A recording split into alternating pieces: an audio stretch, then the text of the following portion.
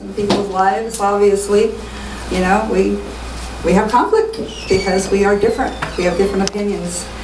The anatomy of conflict is quite interesting because it usually begins with a spark, you know, a trigger. And did you notice the spark in this clip that we just saw? Did you see where that diversity was leading to references about their own priorities and what they wanted to do?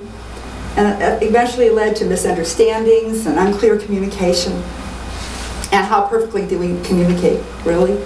Do we communicate well? Probably not most of the time. And the second part of that anatomy is the gasoline. Did you see when that gasoline was thrown on when it started getting a little bit higher in volume, pivoting pitch, causing selfish attitude and actions leading to anger, jealousy, and even gossip sometimes when you're in a conflict. And then there's the fire. The final destructive part of conflict, the bitterness and resentfulness.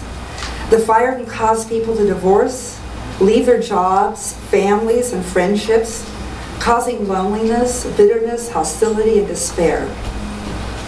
Yet the problem isn't the differences. It's what we do with these differences. So how do we respond to conflict?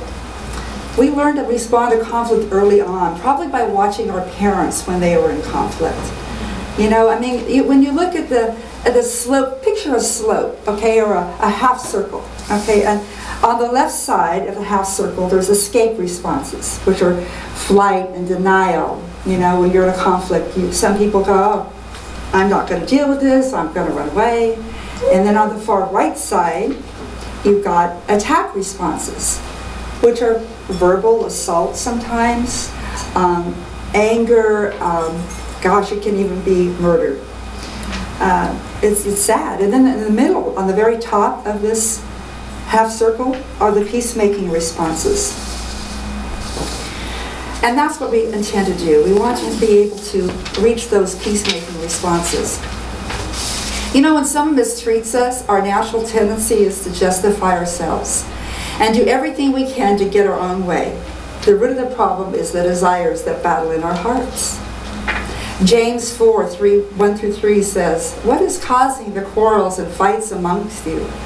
Isn't it the whole army of evil desires at war within you? You want what you don't have, so you scheme and you kill to get it. You are jealous for what others have and you can't possess it, so you fight and you quarrel to take it away from them. And yet the reason you don't have what you want is that you don't ask God for it.